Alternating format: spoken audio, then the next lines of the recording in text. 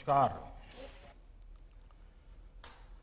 मंत्रिमंडल के मेरे सहयोगी, देश के शिक्षा मंत्री श्री रमेश पोखरियाल निशंक जी, श्रीमान संजय धोत्रे जी, राष्ट्रीय शिक्षा नीति के प्रारूप को तैयार करने वाली समिति के अध्यक्ष डॉक्टर कस्तूरी रंगन जी, उनकी टीम के सम्मानित सदस्यगण, इस विशेष सम्मेलन में भाग ले रहे सभी राज्यों के शिक्षाविद, विद्वानगण, प्राचार्यगण, शिक्षकगण, देवी और सज्जनों, आज हम सभी एक ऐसे क्षण का हिस्सा बन रहे हैं जो हमारे देश के भविष्य निर्माण की नींव डाल रहा है। एक ऐसा क्षण है जिसमें नए युग के निर्माण के बीज पड़े हैं। राष्ट्रीय शिक्षा नीति 21वीं सदी के भारत को नई दिशा देने वाली है। साथियों, पिछले 3 दशकों में दुनिया का हर क्षेत्र बदल गया, हर व्यवस्था बदल गई। इन 3 दशकों में हमारे जीवन का शायद ही कोई पक्ष हो जो पहले जैसा ही रहा हो, लेकिन वो मार्ग जिस पर चलते हुए समाज भविष्य की तरफ बढ़ता है, हमारी शिक्षा व्यवस्था वो अब भी पुराने ढर्रे पर ही चल रही थी। पुरानी शिक्षा व्यवस्था को बदलना उतना ही आवश्यक था जितना किसी खराब हुए ब्लैक बोर्ड को बदलना आवश्यक होता है। जैसे हर स्कूल में पिनअप बोर्ड होता है, उसमें तमाम जरूरी कागज, स्कूल के जरूरी आदेश, बच्चों की बनाई पेंटिंग आदि आप लोग लगाते रहते हैं। ये बोर्ड हर कुछ समय में भर जाता है। उस पिनअप बोर्ड पर नई क्लास के नए बच्चों की नई पेंटिंग्स लगाने के लिए आपको बदलाव करना ही पड़ता है। नई राष्ट्रीय शिक्षा नीति भी नए भारत की नई उम्मीदों की, नई आवश्यकताओं की पूर्ति का एक सशक्त माध्यम है। इसके पीछे पिछले 4-5 वर्षों की कड़ी मेहनत है। हर क्षेत्र, हर विद्या, हर भाषा के लोगों ने इस पर दिन रात काम किया है, लेकिन ये काम अभी पूरा नहीं हुआ है। एक प्रकार से कहे तो ये काम की असली शुरुआत हुई है। अब हमें राष्ट्रीय शिक्षा नीति को उतने ही प्रभावी तरीके से लागू करना है, और ये काम हम सब मिलकर करेंगे। मैं जानता हूं, राष्ट्रीय शिक्षा नीति का ऐलान होने के बाद आप में से बहुत लोगों के मन में कई सवाल आ रहे हैं। ये शिक्षा नीति क्या है? ये कैसे अलग है? इसे स्कूल और कॉलेजों की व्यवस्था में क्या बदलाव आएगा? इस शिक्षा नीति में एक शिक्षक के लिए क्या है, एक छात्र के लिए क्या है, और सबसे अहम, इसे सफलतापूर्वक लागू करने के लिए क्या करना है, कैसे करना है? ये सवाल जायज भी हैं और जरूरी भी हैं, और इसलिए ही हम सब यहां इस कार्यक्रम में इकट्ठा हुए हैं ताकि चर्चा कर सके, आगे का रास्ता बना सके। मुझे बताया गया है कि कल भी दिन भर आप सभी ने इन्हीं बातों पर घंटों मंथन किया है, चर्चा की है। टीचर्स खुद अपने हिसाब से लर्निंग मटेरियल तैयार करें, बच्चे अपना टॉय म्यूजियम बनाएं, पेरेंट्स को जोड़ने के लिए स्कूल में कम्युनिटी लाइब्रेरी हो, तस्वीरों के साथ मल्टीलिंगुअल डिक्शनरी हो, स्कूल में भी किचन गार्डन हो। ऐसे कितने ही विषयों की बात हुई है, अनेक नए आइडियाज दिए गए हैं। मुझे खुशी है कि राष्ट्रीय शिक्षा नीति को लागू करने के इस अभियान में हमारे प्रिंसिपल्स और शिक्षक पूरे उत्साह से हिस्सा ले रहे हैं। अभी कुछ दिन पहले शिक्षा मंत्रालय ने भी राष्ट्रीय शिक्षा नीति को लागू करने के बारे में देश भर के टीचर से माय.गॉव पोर्टल पर उनके सुझाव मांगे थे। एक सप्ताह के भीतर ही 15 लाख से ज्यादा सुझाव मिले हैं। ये सुझाव राष्ट्रीय शिक्षा नीति को और ज्यादा प्रभावी तरीके से लागू करने में मदद करेंगे। इस विषय में और अधिक जागरूकता लाने के लिए शिक्षा मंत्रालय अनेक तरह के कार्यक्रम चला रहा है। साथियों, किसी भी देश के विकास को गति देने में उसकी युवा पीढ़ी और युवा ऊर्जा, इसकी बहुत बड़ी भूमिका होती है।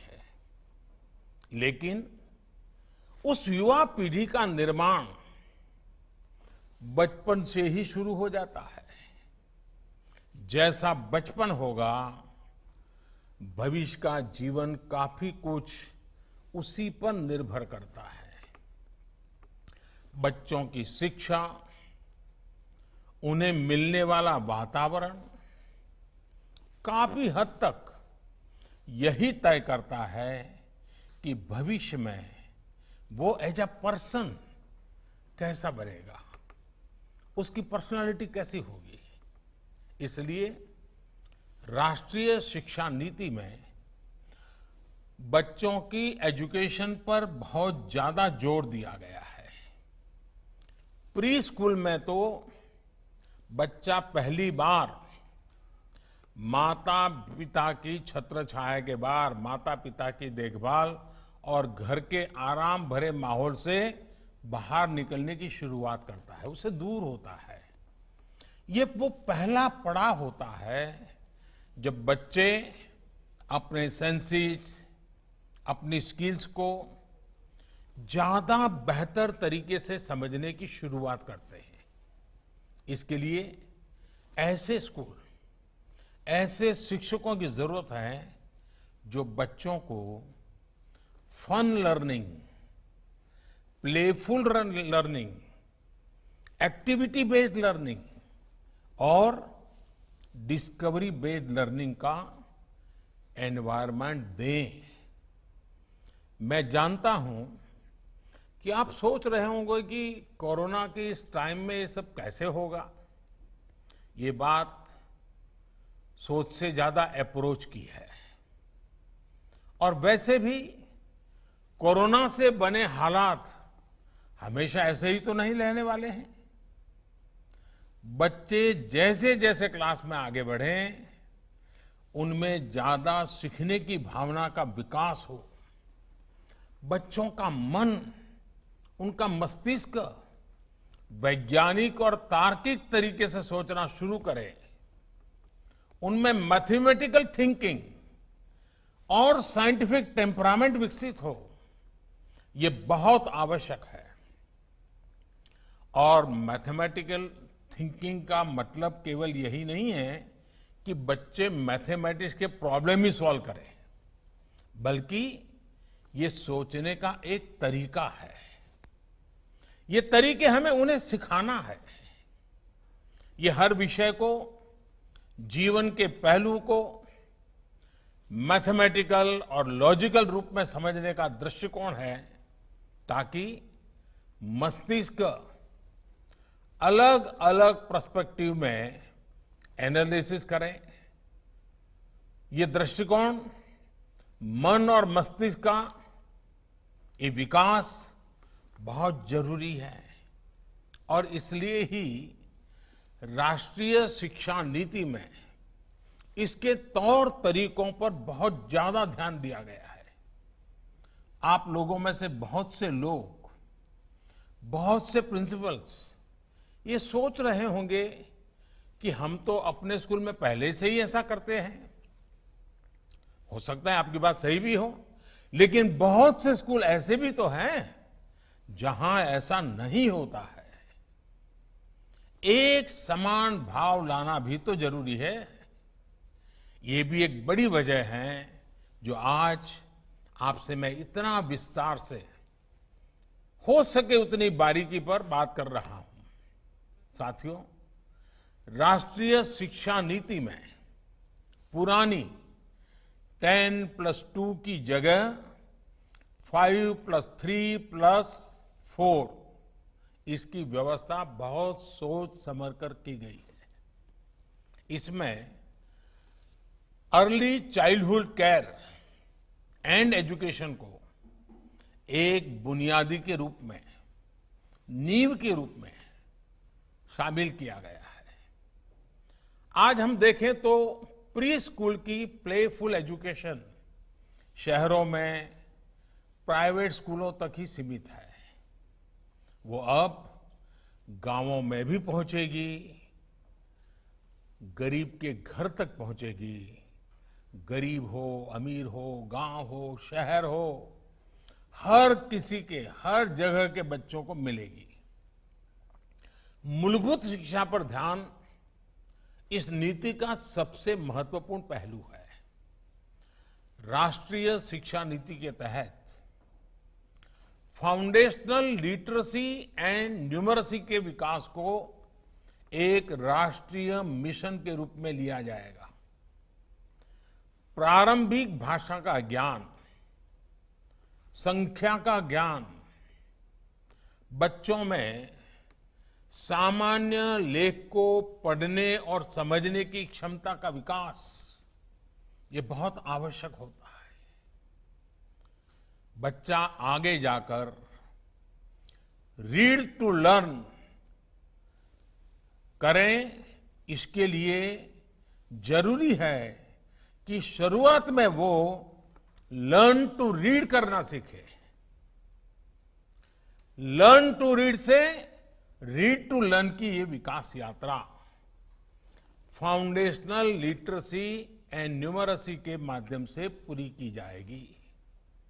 साथियों, हमें ये सुनिश्चित करना है कि जो भी बच्चा तीसरी कक्षा पार करता है वो 1 मिनट में 30 से 35 शब्द तक आसानी से पढ़ पाए। इसे आप लोग ओरल रीडिंग फ्लुएंसी कहते हैं। जिस बच्चे को हम इस लेवल तक ला पाएंगे, शेप कर पाएंगे, सिखा पाएंगे, तो भविष्य में उस विद्यार्थी को बाकी सब्जेक्ट्स का कंटेंट समझने में और आसानी रहेगी। मैं इसके लिए आपको एक सुझाव देता हूं। ये जो छोटे छोटे बच्चे हैं, उनके साथ और 25-30 उनके दोस्त भी होंगे क्लास में। आप उनको कहिए कि चलो भाई, तुम कितनों के नाम जानते हो, बोलो। फिर कहो, अच्छा तुम कितनी तेजी से नाम बता सकते हो, बोलो। फिर कहिए कि तुम तेजी से भी बोलो और उसको वहां खड़ा भी करो। आप देखिए उतनी कितने प्रकार की टैलेंट डेवलप होने शुरू हो जाएगी और उसका कॉन्फिडेंस लेवल बढ़ जाएगा। फिर वही बातें बाद में लिखित रूप में रख करके उन्हीं अपने साथियों के नाम, चलो भाई तुम इसमें से किस किस के नाम बोलोगे, पहले फोटो रख करके दिखा सकते हैं, फिर शब्द लिख करके रखा सकते हैं। अपने ही दोस्तों की पहचान से वो सीखना शुरू कर दे। इसको लर्निंग की प्रक्रिया कहते हैं। इससे आगे की कक्षाओं में स्टूडेंट्स पर बोझ भी कम होगा, आप शिक्षकों पर भी बर्डन कम होगा। साथ ही बेसिक गणित जैसे counting, addition, subtraction, multiplication, division, ये सब भी बच्चे आसानी से समझ सकेंगे। ये तब संभव होगा जब पढ़ाई किताबों और क्लास की चार दीवारियों से बाहर निकालकर वास्तविक दुनिया से जुड़ेगी, हमारे जीवन से, आसपास के परिवेश से जुड़ेगी, आसपास की चीजों से, रियल वर्ल्ड से बच्चे कैसे सीख सकते हैं, इसका एक उदाहरण ईश्वर चंद्र विद्यासागर की एक जीवन कहानी में देखने को मिल रहा है। कहते हैं ईश्वर चंद्र विद्यासागर जी जब 8 साल के थे, उन्हें तब तक अंग्रेजी नहीं पढ़ाई गई थी। एक बार वो अपने पिता के साथ कोलकाता जा रहे थे। रास्ते में सड़क के किनारे उन्हें अंग्रेजी में लिखे माइलस्टोन्स दिखे। उन्होंने अपने पिता से पूछा कि यह क्या लिखा है। उनके पिताजी ने बताया कि इसमें कोलकाता कितनी दूर है ये बताने के लिए इंग्लिश में गिनती लिखी है। इस उत्तर से ईश्वरचंद्र विद्यासागर के बाल मन में और जिज्ञासा बढ़ी। वो पूछते रहे और उनके पिताजी उन मील के पत्थरों पर लिखी गिनती बताते रहे और कोलकाता पहुंचते पहुंचते ईश्वर चंद्र विद्यासागर पूरी इंग्लिश की काउंटिंग सीख गए। 1 2 3 4 7 8 9 10 उनको आ गया। ये है जिज्ञासा की पढ़ाई, जिज्ञासा से सीखने और सिखाने की शक्ति। साथियों, जब शिक्षा को आसपास के परिवेश से जोड़ दिया जाता है तो उसका प्रभाव विद्यार्थी के पूरे जीवन पर पड़ता है, पूरे समाज पर भी पड़ता है। जैसे जापान को देखिए, वहां शिनरिन योकू का प्रचलन है।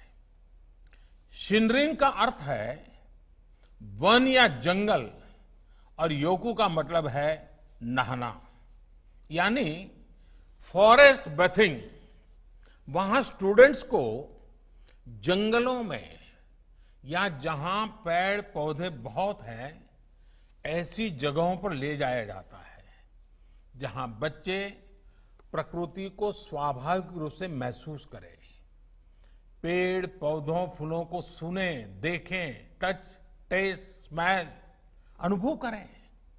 इससे बच्चों का प्रकृति और पर्यावरण के जुड़ाव भी होता है और उनके होलिस्टिक तरीके से डेवलपमेंट को भी बढ़ावा मिलता है। बच्चे इसे एंजॉय भी करते हैं और एक साथ कितनी सारी चीजें सीख भी रहे होते हैं। मैं जब गुजरात में मुख्यमंत्री था तो मैं एक कार्यक्रम चलाता था। हमने एक सूचना की सभी स्कूलों को, हमने कहा कि सभी स्कूल के बच्चे अपने गांव के अंदर सबसे बड़ी उम्र का पेड़ कौन सा है, जिस पेड़ की सबसे ज्यादा उम्र हो चुकी है वो ढूंढो। तो उनको सब जगह पे जाना पड़ा, गांव के आसपास के सारे पेड़ देखने पड़े, टीचर को पूछना पड़ा और फिर सब में सहमति बना कि भाई हाँ ये पेड़ बहुत पुराना है। और बाद में बच्चों ने स्कूल में आकर के उस पर गीत लिखे, निबंध लिखे, वक्तृत्व कथाएं की, यानी उस पेड़ का महात्मा क्या है। लेकिन उस पूरी प्रक्रिया में उनको कई पेड़ देखने पड़े, सबसे उम्र लायक पेड़ का ढूंढना पड़ा, बहुत सी चीजें वो सीखने लग गए। और मैं कह सकता हूं कि यह प्रयोग बहुत सफल रहा था। एक तरफ बच्चों को पर्यावरण की जानकारी मिली, साथ ही साथ उन्हें अपने गांव के विषय में ढेर सारी जानकारियां प्राप्त करने का मौका भी मिला। हमें इसी तरह के आसान और नए नए तौर तरीकों को बढ़ाना होगा। हमारे ये प्रयोग न्यू एज लर्निंग का मूल मंत्र होना चाहिए। एंगेज, एक्सप्लोर, एक्सपीरियंस, एक्सप्रेस और एक्सेल, यानी कि स्टूडेंट्स अपने रुचि के हिसाब में गतिविधियों में, घटनाओं में, प्रोजेक्ट्स में एंगेज हो, इसे अपने हिसाब से एक्सप्लोर करें। इन गतिविधियों, घटनाओं, प्रोजेक्ट्स को विभिन्न दृष्टिकोण अपने एक्सपीरियंस से सीखे। ये उनका पर्सनल एक्सपीरियंस हो सकता है या कोलैबोरेटिव एक्सपीरियंस हो सकता है। फिर बच्चे रचनात्मक तरीके से एक्सप्रेस करना सीखे। इन सब को मिलाकर ही फिर एक्सेल करने का रास्ता बनता है। अब जैसे कि हम बच्चों को पहाड़ों पर, ऐतिहासिक जगहों पर, खेतों में, सुरक्षित मैन्युफैक्चरिंग यूनिट्स में लेकर जा सकते हैं। अब देखिए, आप क्लासरूम में उनको रेलवे का इंजन पढ़ाएं, क्लासरूम में आप उनको बस पर पढ़ाएं, लेकिन कभी तय करें कि अगर गांव के नजदीक में रेलवे स्टेशन है तो चलो जाएंगे। बच्चों को स्टेशन पे ट्रेन आती है तो इंजन कैसा होता है दिखाएंगे। फिर कभी बस स्टेशन पे ले जाएंगे, बस कैसा होता है दिखाएंगे। वो देख करके सीखना शुरू कर लेता है। मैं जानता हूं कई प्रिंसिपल्स और शिक्षक जरूर ये सोच रहे होंगे कि वो तो अपने स्कूल में, कॉलेज में ऐसा ही करते हैं। मैं मानता हूं बहुत से टीचर बड़े इनोवेटिव होते हैं और जी जान से लगे होते, करते रहते हैं, लेकिन ये सब जगह नहीं होता है। और हमने इन सारी अच्छी चीजों को जितना ज्यादा फैलाएंगे, हमारे साथी शिक्षकों को भी सीखने का मौका मिलेगा। और इस वजह से बहुत से छात्र प्रैक्टिकल नॉलेज से दूर रह जाते हैं। टीचरों का एक्सपीरियंस जितना ज्यादा शेयर होगा, वो बच्चों के लाभ में जाएगा। साथियों, हमारे देश भर में हर क्षेत्र की अपनी कुछ न कुछ खूबी है। कोई न कोई पारंपरिक कला, कारीगरी, प्रोडक्ट्स हर जगह के मशहूर हैं। जैसे कि बिहार में भागलपुर की साड़ियां, वहां का सिल्क देश भर में फेमस है। स्टूडेंट्स उन करघों, हाथ करघों में विजिट करें, देखें आखिर ये कपड़े बनते कैसे हैं। उनको सिखाया जाए, जरा तुम जो उसके मालिक हैं, जो उस पर काम कर रहे हैं, इनको जरा सवाल पूछो। क्लासरूम में सवाल सिखा करके ले जाया जाए। फिर उनको कहा जाएगा, आकर के बताओ भाई तुमने क्या पूछा था, क्या जवाब मिला। एक ही साथ, यही तो लर्निंग है। जब वो पूछेगा स्पेसिफिक कि भाई आप धागा कहाँ से लाते हो, धागे का रंग कैसे होता है, ये साड़ी में चमक कैसे आती, वो बच्चा से अपनी मर्जी से पूछने लगेगा। आप देखिए, उसको बहुत कुछ सीखने को मिल जाएगा। स्कूल में भी ऐसे स्किल्ड लोगों को बुलाया जा सकता है। ये स्किल्ड लोग आकर के अपनी प्रदर्शनी लगा सकते हैं। वो वर्कशॉप भी लगा, मान लीजिए गांव में जो मिट्टी के बर्तन बनाने वाले लोग हैं, एक दिन स्कूल में बुला लिया, मिट्टी के बर्तन बनाने का काम, स्कूल के बच्चे देखें, फिर उनसे सवाल जवाब करें, पूछें। आप देखिए, वो आराम से सीख लेगा। विद्यार्थियों की जिज्ञासा भी बढ़ेगी और जानकारी भी बढ़ेगी और सीखने में रुचि भी बढ़ेगी। ऐसे कितने ही प्रोफेशंस हैं जिनके लिए डीप स्किल की जरूरत होती है, लेकिन हम उन्हें महत्व ही नहीं देते। कई बार तो उन्हें छोटा समझ लेते हैं। अगर स्टूडेंट्स इन्हें देखेंगे, जानेंगे, तो एक तरह का भावात्मक जुड़ाव होगा। स्किल्स को समझेंगे, उनकी रिस्पेक्ट करेंगे। हो सकता है बड़े होकर इनमें से कई बच्चे ऐसे ही उद्योगों से जुड़े होंगे, वो हो सकता है वही बड़े मालिक बन जाए, बड़े उद्योगकार बन जाए। सीखने का वहीं शुरू हो जाता है। बच्चों में संवेदना जगाने की बात जब आती है, अब बच्चे ऑटो रिक्शा में स्कूल आते हैं, क्या कभी उन बच्चों को पूछा कि उस ऑटो रिक्शा वाला का नाम क्या है जो तुम्हें रोज ले आता है, उसका घर कहाँ है, क्या कभी उसने उसके जन्मदिन को आपने मनाया था क्या कभी आप उसके घर गए थे क्या कभी आपके माँ बाप को वो मिला था क्या? फिर बच्चों को कहोगे भाई तुम ऐसा करो, तुम्हारा जो रिक्शा ड्राइवर है जो तुम्हें लेकर के रिक्शा में लेता है, तुम इतने 10 सवाल पूछ के आ जाओ और फिर क्लास में सब बच्चों को बताओ भाई मेरा जो ऑटो रिक्शा वाला है वो ऐसा ऐसा है, वो इस गांव का है, यहाँ कैसे आया। देखिए बच्चों को उसके प्रति एक संवेदना प्रकट होगी, वरना उन बच्चों को मालूम नहीं, उनको लगता है मेरे पिताजी पैसे देते हैं इसलिए ऑटो रिक्शा वाला है मुझे लेके आता है। उसके मन में वो भाव नहीं जगता है कि ऑटो रिक्शा मेरी जिंदगी बना रहा है, ये सिर्फ ऑटो रिक्शा चलाने वाला एक चालक नहीं है, मेरी जिंदगी को बनाने के लिए वो कुछ कर रहा है, ये संवेदना पैदा होगी। उसी प्रकार से अगर कोई दूसरा प्रोफेशन भी चुनता है, इंजीनियर भी बनता है, तो उसके दिमाग में रहेगा कि फलाना पेशे को बेहतर बनाने के लिए क्या इनोवेशन किया जा सकता है। इसी तरह हॉस्पिटल्स की, फायर स्टेशन की या फिर दूसरी किसी जगह की विजिट भी लर्निंग का हिस्सा हो सकती है। बच्चों को ले जाना चाहिए, दिखाना चाहिए, उनको पता चलेगा डॉक्टर भी कितने प्रकार के होते हैं, डेंटिस्ट क्या होता है, आंख का हॉस्पिटल कैसा होता है, साधन देखा गया, आंख चेक करने का मशीन कैसा होता है, उसको जिज्ञासा, हाँ भाई ये कुछ ऐसा होता है, ये कुछ ऐसा होता है, वो सीखेगा।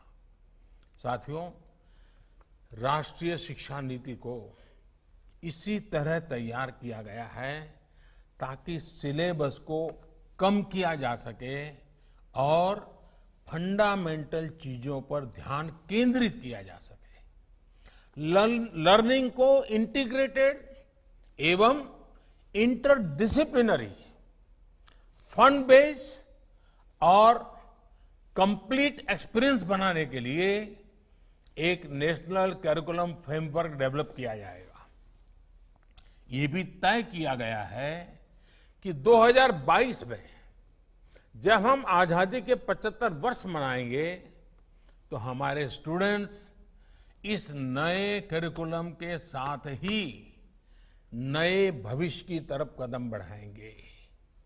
ये भी फॉरवर्ड लुकिंग, फ्यूचर रेडी और साइंटिफिक करिकुलम होगा। इसके लिए सभी के सुझाव लिए जाएंगे और सभी के सुझाव और मॉडर्न एजुकेशन सिस्टम को इसमें समाहित किया जाएगा। साथियों, भविष्य की दुनिया हमारी आज की दुनिया से काफी अलग होने वाली है। हम इसकी जरूरतों को अभी से देख सकते हैं, सेंस कर सकते हैं। ऐसे में हमें अपने स्टूडेंट्स को 21वीं सेंचुरी की स्किल्स के साथ आगे बढ़ाना है। ये 21वीं सेंचुरी की स्किल्स क्या होगी? ये होगी critical thinking, creativity, collaboration, curiosity और कम्युनिकेशन। हमारे students sustainable future, sustainable science को समझे, उस दिशा में सोचे, ये सब आज समय की मांग है, बहुत जरूरी है। और इसलिए छात्र शुरुआत से ही कोडिंग सीखें, आर्टिफिशियल इंटेलिजेंस को समझे, internet of things, cloud computing, data science और रोबोटिक्स, इससे जुड़े सारी बातों को भी उसके परिचय में उसको लाना होगा, हमें इसको देखना होगा। साथियों, हमारी पहले की जो शिक्षा नीति रही है उसने हमारे स्टूडेंट्स को बहुत ही बांध भी दिया था। जैसे उदाहरण के तौर पर लें तो विद्यार्थी साइंस लेता है, वो आर्ट्स या कॉमर्स नहीं पढ़ सकता था।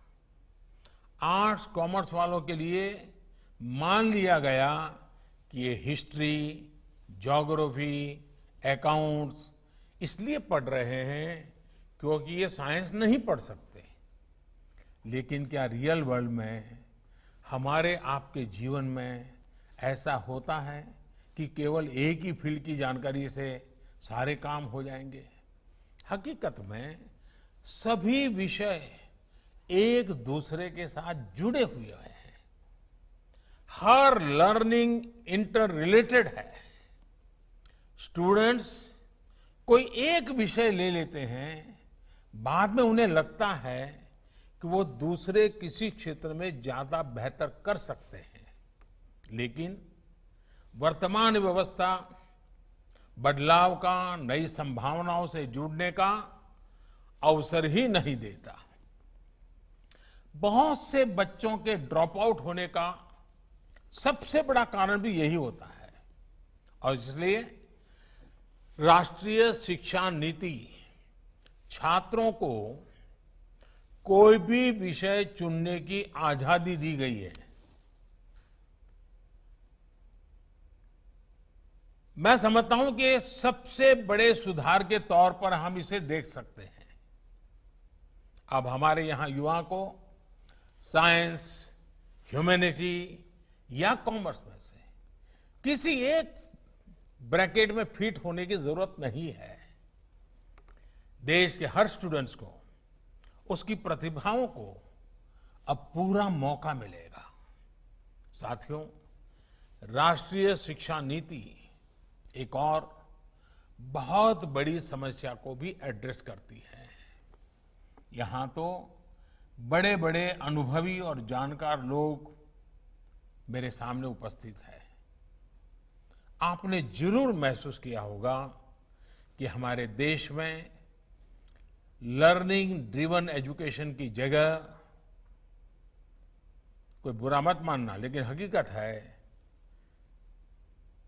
आज स्थिति यह है, मार्क्स और मार्कशीट ये एजुकेशन हावी है। लर्न तो बच्चे तब भी कर रहे होते हैं जब वो खेल रहे होते हैं, जब वो परिवार में बात कर रहे होते हैं, जब वो बाहर आपके साथ घूमने जाते हैं। लेकिन अक्सर माता पिता भी बच्चों से ये नहीं पूछते हैं कि बेटे तुमने क्या सीखा, बेटी तुमने क्या सीखा, नहीं पूछते हैं। पूछते हैं तो क्या पूछते हैं? यही पूछते हैं कि मार्क्स कितने आए। हर चीज वहीं जाकर के अटक जाती है। कुछ परिवार हैं जिनको आदत हो गई, पूछते हैं अच्छा आज स्कूल में खाना क्या मिला था। इन्हीं चीजों के आसपास टेस्ट में नंबर कितने नंबर आए, एक टेस्ट, एक मार्कशीट, क्या बच्चों के सीखने की, उनकी मानसिक विकास के पैरामीटर हो सकती है? आज सच्चाई ये है कि मार्कशीट मानसिक प्रेशर शीट बन गई है और परिवार की प्रेस्टीज शीट बन गई है। परिवार के लिए प्रेस्टीज शीट है, बच्चे के लिए प्रेशर शीट है। पढ़ाई से मिल रहे इस तनाव को,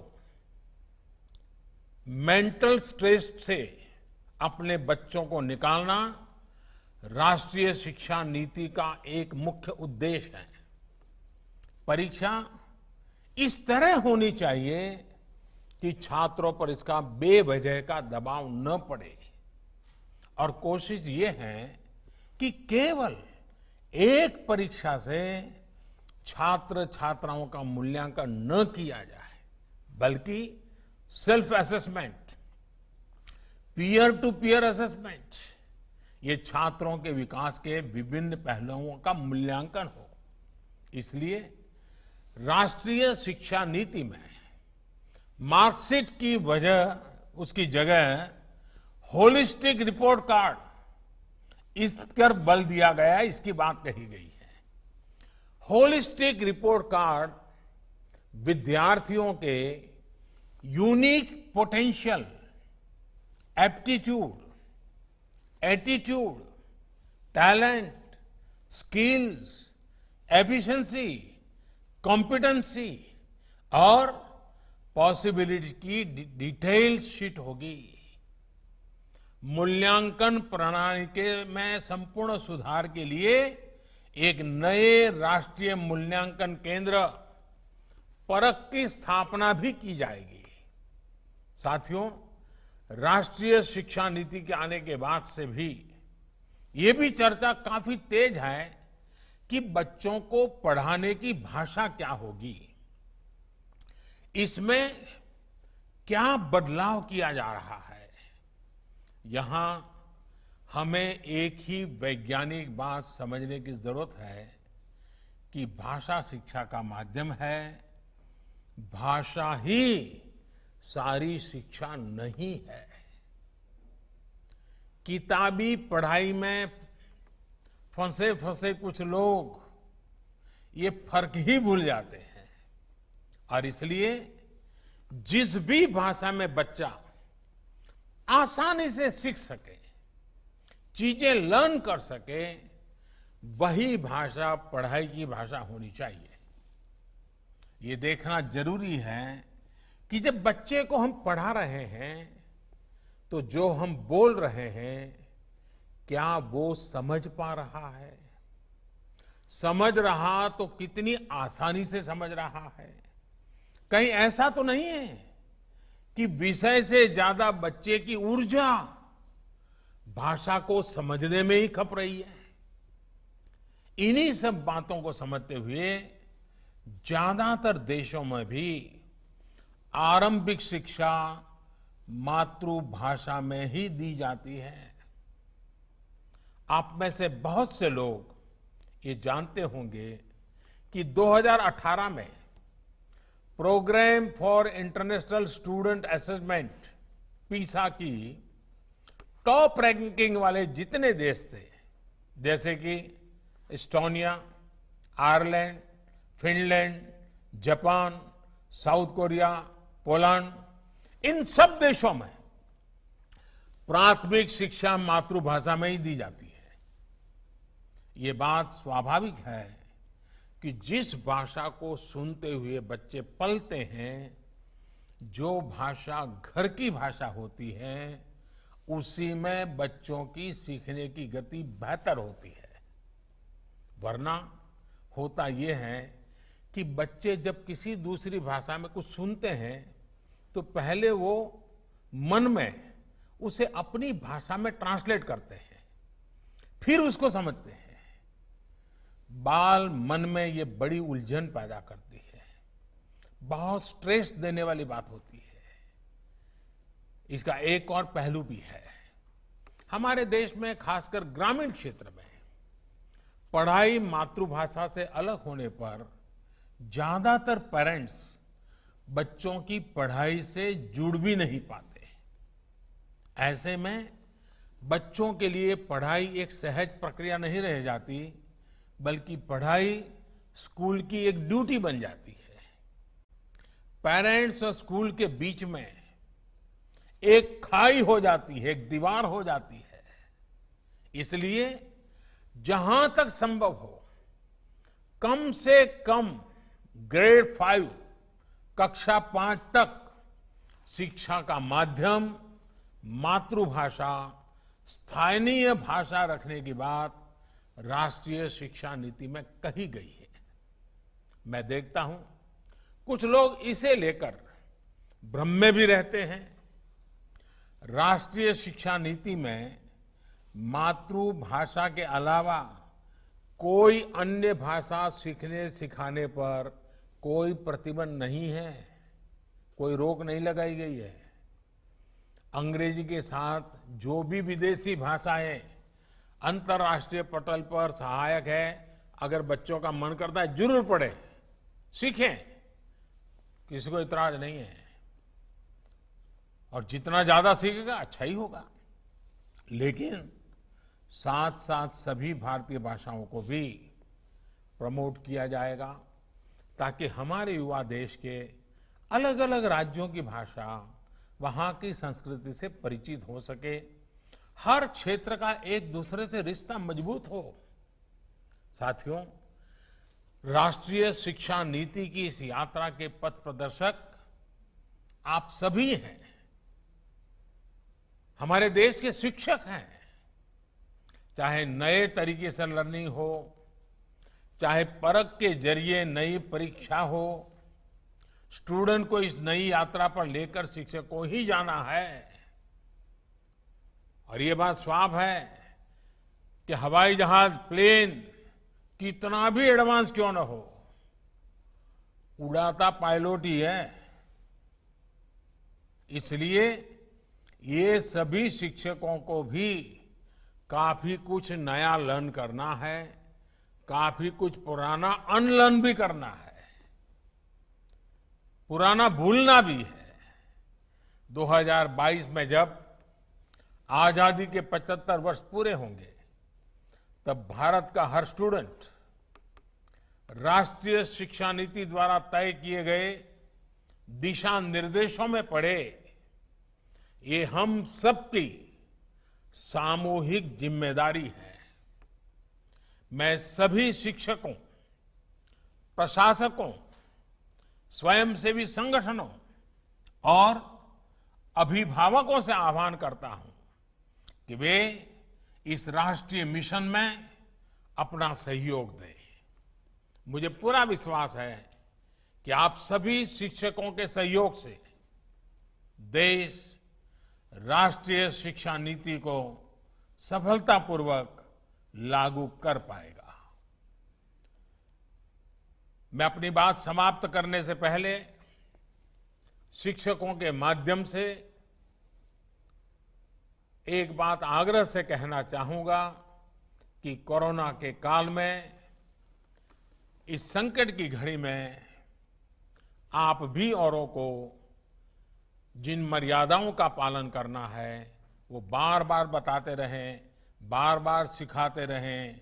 2 गज की दूरी की बात हो, मास्क या फेस कवर की बात हो, अपने परिवार में बुजुर्गों को पूरा ख्याल रखने की बात हो, स्वच्छता की बात हो, बाहर कहीं थूकने वगने की बात न, गलतियां ना हो।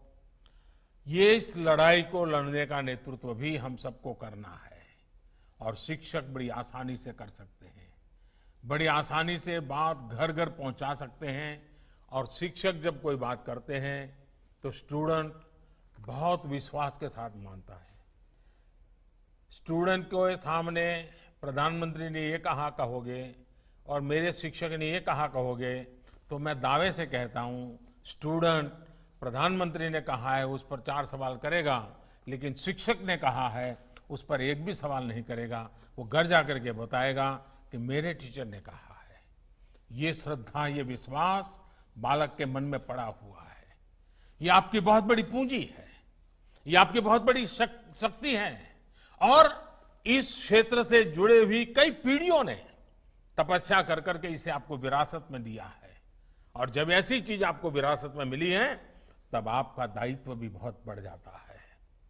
मुझे विश्वास है मेरा देश का शिक्षक वृंद